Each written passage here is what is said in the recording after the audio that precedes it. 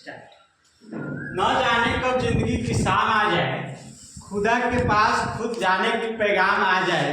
आज हम कुछ ऐसा चैप्टर पढ़ाएंगे जो हर एक एग्जाम में काम आ जाए। आज हम पढ़ाएंगे आप लोगों को मैथमेटिक्स और चैप्टर का नाम है घन और घनाभ। घन और घनाभ। सबसे पहले जानेंगे कि घन और घनाभ होता क्या है। घन और घनाभ क्या होता है। आप लोग इस तरह की आकृति या इस तरह की आकृति हम लोग देखते हैं, जैसे दिया सलाई ईंट देखे हैं। ये बुक जो है ये है घनाभ। ये क्या है? घनाभ। घनाभ की पहचान इसमें लंबाई चौड़ाई ऊंचाई दोनों होती है, प्लस ये जो पृष्ठ जो होते हैं आयताकार होते हैं। ये फेस जो होते हैं आयताकार, ये भी आयताकार, ये भी आयताकार, ये जो है आयताकार होते हैं। अगर वर्गाकार हो तो उसे घन कहा जाता है। इसमें जो है लंबाई चौड़ाई ऊंचाई जब तीनों बराबर होता है और ये फर्श जो है वर्गाकार होते हैं और इसे घन कहा जाता है। इसे घन कहा जाता है।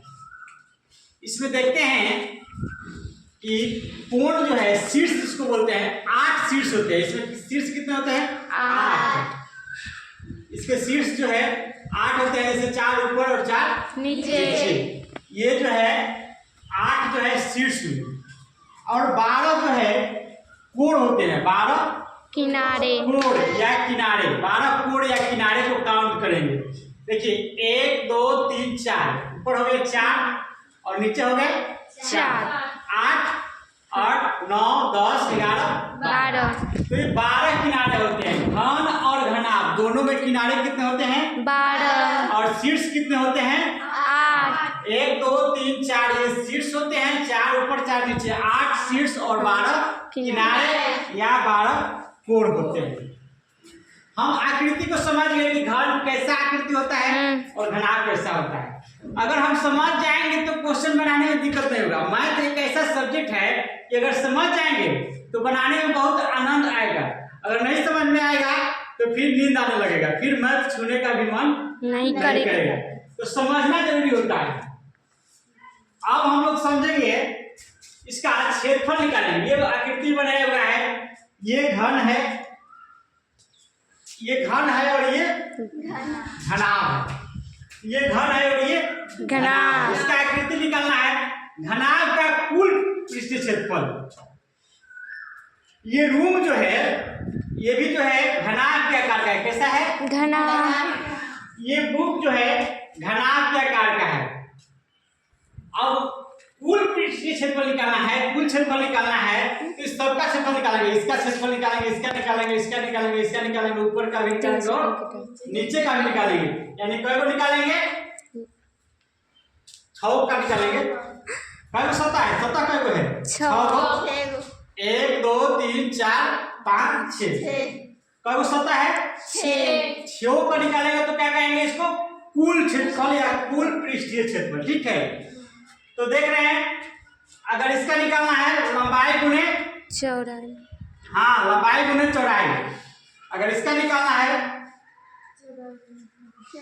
इसका तो ये हो गया लंबाई और ये हो गया चौड़ाई। इसका क्षेत्रफल निकल गया लंबाई गुने चौड़ाई। फिर उसी के बराबर नीचे भी है। ये 2 इसलिए लिखा हुआ है कि सब 2 है। जितना ऊपर है उतना नीचे, जितना इधर है जितना क्षेत्रफल ये है जितना क्षेत्रफल, फिर जितना क्षेत्रफल ये है उतना क्षेत्रफल उतना। इसलिए पहले ही हम 2 लिख दिए। पहले क्या लिख दिए? 2। उसके बाद इसका निकालना है, इसका ऊपर वाले का।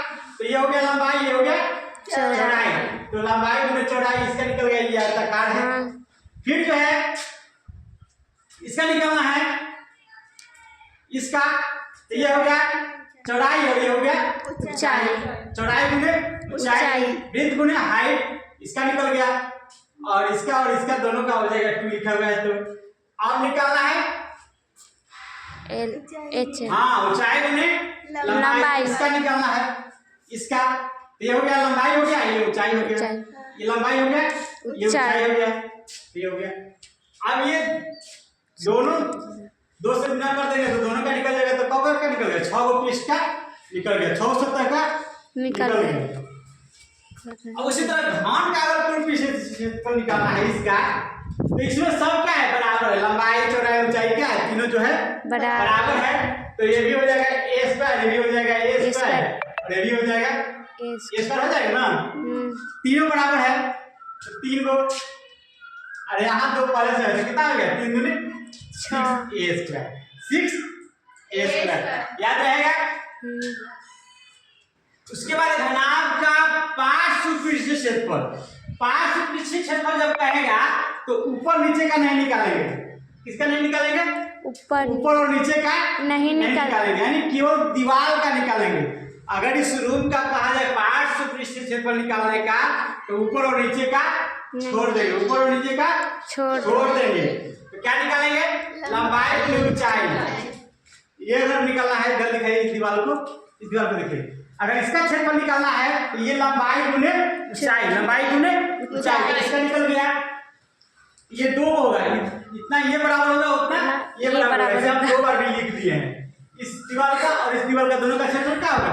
उसके बाद इस दीवार का निकालना है, इस दीवार का और उस पीछे वाली दीवार का, तो इसका जो है चौड़ाई गुने ऊंचाई, हो जाएगा चौड़ाई गुने ऊंचाई, ये भी 2 हो गया, 2 ये दीवार और 2 ये दीवार।